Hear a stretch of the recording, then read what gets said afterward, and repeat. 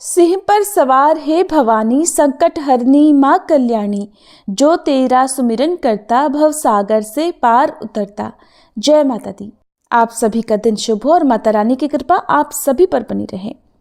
आज माँ भगवती की अपार कृपा से हम सभी श्री दुर्गा सप्तशती के 5वें दिन के अध्याय 9 और 10 का श्रवण करने जा रहे हैं। इन अध्यायों में माँ दुर्गा के दिव्य रूप, उनकी अनंत शक्ति और भक्तों पर उनकी कृपा का विस्तृत वर्णन किया गया है। माँ की शक्ति अजेय है और जो भक्त श्रद्धा से उनका नाम लेता है उसके सभी संकट कट जाते हैं। आइए हम सभी मिलकर आज के अध्यायों का श्रवण करें। आज जो भी श्रद्धा और भक्ति से इन पावन पाठों को सुन रहा है, उनके जीवन से हे माँ जगदम्बे समस्त दुख, भय और कष्ट दूर करें। उन्हें बल, बुद्धि, साहस और सुख समृद्धि प्रदान करें। माँ आपके आशीष से उनके जीवन में नई ऊर्जा और सकारात्मकता बनी रहे। आपके चरणों में अटूट श्रद्धा रखने वाले भक्तों को सदा आपकी अनुकंपा प्राप्त होती रहे। जय माता दी। मैं अर्धनारीश्वर के श्री विग्रह की निरंतर शरण लेती हूँ। उसका वर्ण बंदूक पुष्प और स्वर्ण के समान रक्तपीत मिश्रित है। वह अपनी भुजाओं में सुंदर अक्षमाला, पाश, अंकुश और वरद मुद्रा धारण करता है। अर्धचंद्र उसका आभूषण है और वह 3 नेत्रों से सुशोभित है। ओम नमः चंडिकाय। 9वें अध्याय में निशुंभ वध का वर्णन किया गया है। राजा ने कहा, भगवान आपने रक्तबीज के वध से संबंध रखने वाला देवी चरित्र का ये अद्भुत महात्म्य मुझे बतलाया। अब रक्तबीज के मारे जाने पर अत्यंत क्रोध में भरे हुए शुंभ और निशुंभ ने जो कर्म किया उसे मैं सुनना चाहता हूँ। मार्कंडेय ऋषि कहते हैं, राजन, युद्ध में रक्तबीज तथा अन्य दैत्यों के मारे जाने पर शुंभ और निशुंभ के क्रोध की सीमा नहीं रही। अपनी विशाल सेना इस प्रकार मारी जाती देख निशुंभ रोष में भरकर देवी की ओर दौड़ा। उसके साथ असुरों की प्रधान सेना थी। उसके आगे पीछे तथा पार्श्व भाग में बड़े बड़े असुर थे जो क्रोध से ओट चबाते देवी को मार डालने के लिए आए। महापराक्रमी शुंभ भी अपनी सेना के साथ मात्र गणों से युद्ध करके क्रोधवश चंडिका को मारने के लिए आ पहुंचा। तब देवी के साथ शुंभ और निशुंभ का घोर संग्राम छिड़ गया। वे दोनों दैत्य मेघों की तरह बाणों की भयंकर वर्षा कर रहे थे। उन दोनों के चलाए हुए बाणों को चंडिका ने अपने बाणों के समूह से तुरंत काट डाला और शस्त्र समूहों की वर्षा करके उन दोनों दैत्यपतियों के अंगों में भी चोट पहुंचाई। निशुंभ ने तीखी तलवार और चमकती हुई ढाल लेकर देवी के श्रेष्ठ वाहन सिंह के मस्तक पर प्रहार कर दिया। अपने वाहन को चोट पहुंचने पर देवी ने शूरप्र नामक बाण से निशुंभ की श्रेष्ठ तलवार तुरंत ही काट डाली और उसकी ढाल को भी, जिसमें 8 चांद जड़े थे, खंड खंड कर दिया। ढाल और तलवार के कट जाने पर उस असुर ने शक्ति चलाई, किंतु सामने आने पर देवी ने चक्र से उसके भी 2 टुकड़े कर दिए। अब तो निशुंभ क्रोध से जल उठा और उस दानव ने देवी को मारने के लिए शूल उठाया, किंतु देवी ने समीप आने पर उसे भी मुक्के से मारकर चूर्ण कर दिया। तब उसने गदा घुमाकर चंडी के ऊपर गदा चलाई, परंतु वह भी देवी के त्रिशूल से कटकर भस्म हो गई। तदंतर दैत्यराज निशुंभ को फरसा हाथ में लेकर आते देख देवी ने बाण समूहों से घायल कर धरती पर सुला दिया। उस भयंकर पराक्रमी भाई निशुंभ के धराशायी हो जाने पर शुंभ को बड़ा क्रोध हुआ और अंबिका का वध करने के लिए वह आगे बढ़ा। रथ पर बैठे बैठे ही उत्तम आयुधों से सुशोभित अपनी बड़ी बड़ी 8 अनुपम भुजाओं से समूचे आकाश को ढककर वह अद्भुत शोभा पाने लगा। उसे आते देख देवी ने शंख बजाया और धनुष की प्रत्यंचा का भी अत्यंत दुस्सह शब्द किया। साथ ही अपने घंटे के शब्द से, जो समस्त दैत्य सैनिकों का तेज नष्ट करने वाला था, संपूर्ण दिशाओं को व्याप्त कर दिया। तदंतर सिंह ने भी अपनी दहाड़ से, जिसे सुनकर बड़े बड़े गजराजों का महान मद दूर हो जाता था, आकाश, पृथ्वी और 10 दिशाओं को गुंजा दिया। फिर काली ने आकाश में उछलकर अपने दोनों हाथों से पृथ्वी पर आघात किया। उससे ऐसा भयंकर शब्द हुआ जिससे पहले के सभी शब्द शांत हो गए। तत्पश्चात शिवदूती ने दैत्यों के लिए अमंगलजनक अट्टहास किया। इन शब्दों को सुनकर समस्त असुर थर्रा उठे, किंतु शुंभ को बड़ा क्रोध हुआ। उस समय देवी ने जब शुंभ को लक्ष्य करके कहा, ओ दुरात्मन, खड़ा रहे, खड़ा रहे, तभी आकाश में खड़े हुए देवता बोल उठे, जय हो, जय हो। शुंभ ने वहां आकर ज्वालाओं से युक्त अत्यंत भयानक शक्ति चलाई। अग्निमय पर्वत के समान आती हुई उस शक्ति को देवी ने बड़े भारी लूके से दूर हटा दिया। उस समय शुंभ के सिहनाद से तीनों लोक गूंज उठे। राजन, उसकी प्रतिध्वनि से वज्रपात के समान भयानक शब्द हुआ, जिसने अन्य सब शब्दों को जीत लिया। शुंभ के चलाए हुए बाणों के देवी ने और देवी के चलाए हुए बाणों के शुंभ ने अपने भयंकर बाणों द्वारा सैकड़ों और हजारों टुकड़े कर दिए। तब क्रोध में भरी हुई चंडिका ने शुंभ को शूल से मारा। उसके आघात से मूर्छित होकर वह पृथ्वी पर गिर पड़ा। इतने में ही निशुंभ को चेतना हुई और उसने धनुष हाथ में लेकर बाणों द्वारा देवी काली तथा सिंह को घायल कर डाला। फिर उस दैत्यराज ने 10,000 बाहें बनाकर चक्रों के प्रहार से चंडिका को आच्छादित कर दिया। तब दुर्गम पीड़ा का नाश करने वाली भगवती दुर्गा ने कुपित होकर अपने बाणों से उन चक्रों तथा बाणों को काट गिराया। ये देख निशुंभ दैत्य सेना के साथ चंडिका का वध करने के लिए हाथ में गदा लेकर बड़ी तेजी से दौड़ा। उसके आते ही चंडी ने तीखी धार वाली तलवार से उसकी गदा को शीघ्र ही काट डाला। तब उसने शूल हाथ में ले लिया।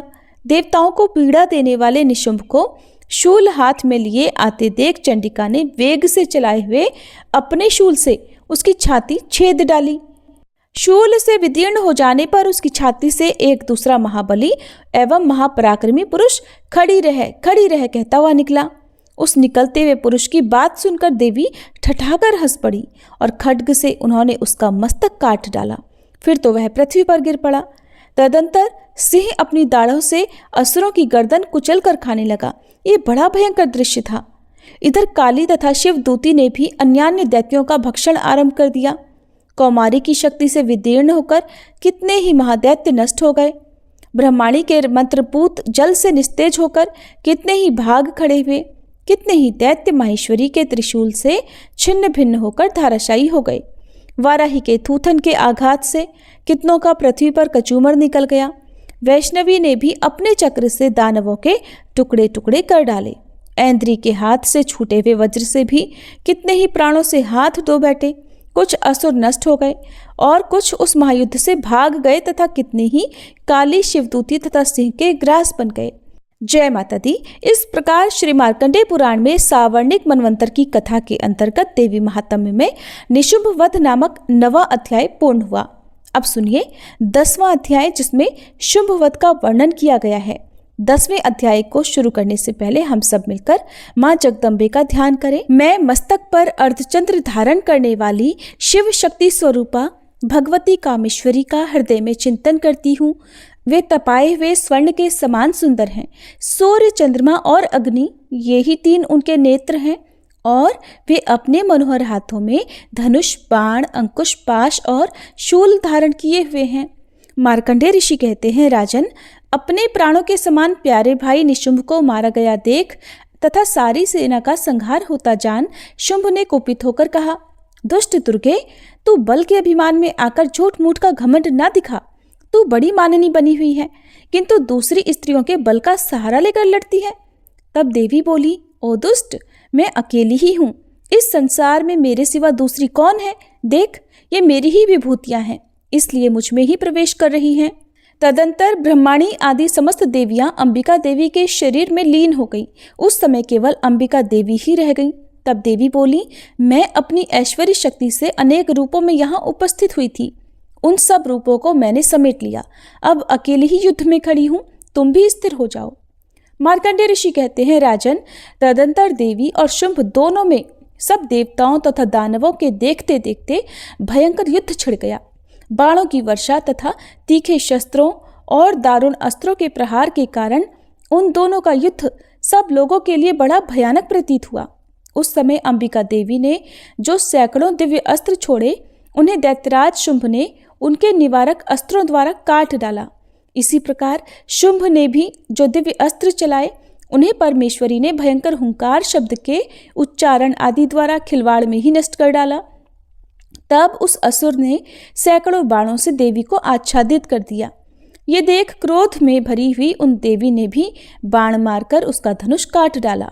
धनुष कट जाने पर फिर दैत्यराज ने शक्ति हाथ में ली, किंतु देवी ने चक्र से उसकी हाथ की शक्ति को भी काट गिराया। तत्पश्चात दैत्यों के स्वामी शुंभ ने 100 चांदों वाली चमकती हुई ढाल और तलवार हाथ में ले उस समय देवी पर धावा किया।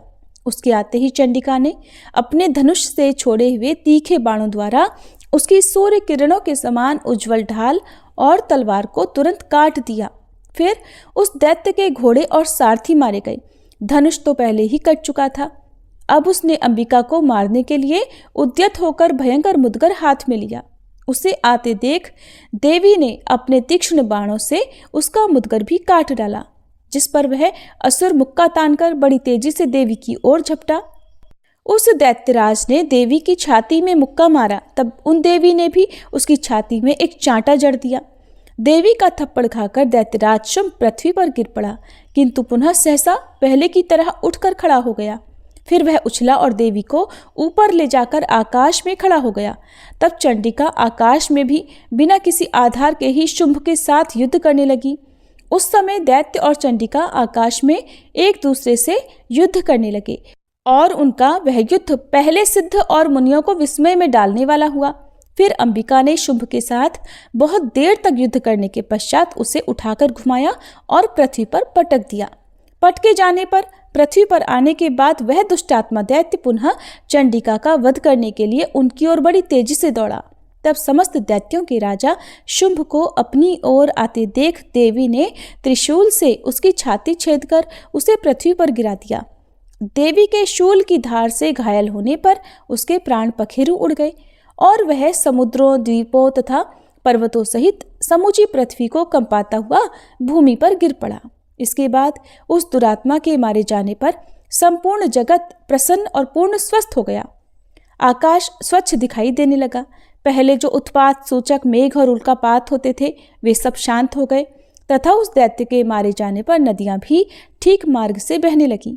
उस समय शुंभ की मृत्यु के बाद संपूर्ण देवताओं का हृदय हर्ष से भर गया और गंधर्वगण मधुर गीत गाने लगे।